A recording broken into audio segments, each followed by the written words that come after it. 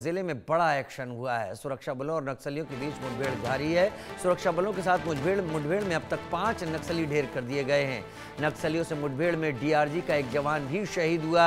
SP Jitendra Yadav ने ये पुष्टि की है, लेकिन 5 नक्सली ढेर कर दिए गए हैं। खत्म करने की तैयारी है नक्सलवाद को जड़ से, और जो नक्सली लड़ने का विकल्प चुन रहे हैं उन्हें इन जंगलों में ढेर किया जा रहा है। हालांकि दुख की बात यह है कि इस दौरान हमारे एक बहादुर जवान को वीर गति मिली है, शहीद हुआ है डीआरजी का जवान। नक्सलवाद जो भारत में एक ऐसी विचारधारा को पनपाने की कोशिश में है जहां पर भारत में केवल और केवल अस्थिरता का बोलबाला हो, उसे खत्म करने की तैयारी में केंद्र सरकार और राज्य सरकार पूरे दमखम के साथ जुटे हुए हैं।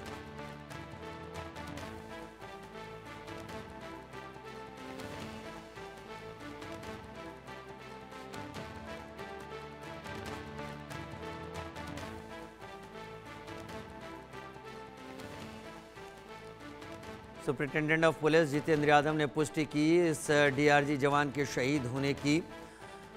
ये एक दुखद पहलू रहा इस मुठभेड़ का, लेकिन 5 नक्सलियों को ढेर कर दिया गया। हालांकि इस बीच बड़ी तादाद में नक्सलियों ने सरेंडर भी किया है। दीपक विश्वकर्मा हमारे सहयोगी हमारे साथ लाइव इस वक्त जुड़ गए हैं। दीपक, विस्तार के साथ इस मुठभेड़ के बारे में जानकारी दें।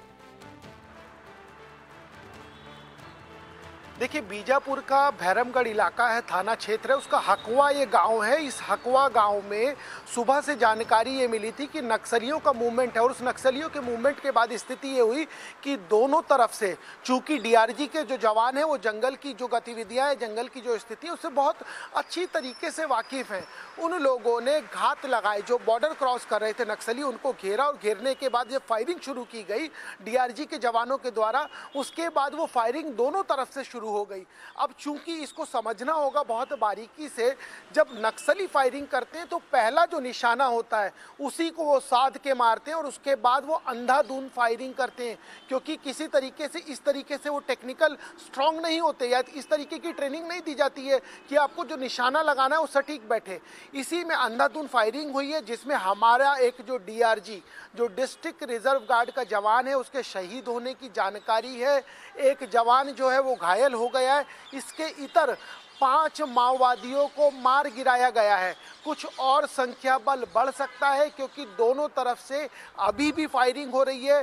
कुछ बड़े नक्सली कैडर थे जिनकी सूचना है वो वहां से भाग खड़े हुए हैं, लेकिन इन सब के इतर इस तरह की जोर आजमाइश ये बताने के लिए काफ़ी है कि अब जो नक्सली लगातार ये कोशिश करते थे कि हमारी शर्तों पे बात होगी, ऐसा नहीं हो पाया। उसके बाद ये हुआ कि इस दिन हम सरेंडर करेंगे, वो भी नहीं हो पाया। जिस तरीके से देश के केंद्रीय गृह मंत्री एक लाइन में कह चुके हैं, पाताल में भी छुप जाओगे तो निकाल के मारेंगे, हथियार डाल दीजिए, रेड कारपेट बिछा है, नहीं डालोगे तो मारे जाओगे, और वो हो भी रहा है। बीते यदि आप दिनों में देखेंगे तो या तो बड़े बड़े कैडरों ने सरेंडर किया है, और यदि नहीं किया तो जिस हिडमा को लेकर दिल्ली में हमारे पुलिस के जवानों के ऊपर मिर्च पाउडर फेंके गए, उस हिडमा को मार गिराया गया, उसकी पत्नी को मार गिराया गया, और उसके बचे हुए जो कमांडर थे, जो उसके साथ थे, साफ स्पष्ट संदेश है कि सरेंडर करो, और अगर लड़ने की कोशिश करोगे तो अब सुरक्षा बल और केंद्र सरकार पीछे हटने के मूड में नहीं है। दीपक, बहुत शुक्रिया, आप हमारे साथ जुड़े इस विस्तार के साथ, जानकारी के साथ। बड़ी खबर का रुख करते हैं जम्मू कश्मीर से आ रही, जहां पर श्रीनगर में आग का तांडव देखने को मिला है। नौपुरा इलाके के भीषण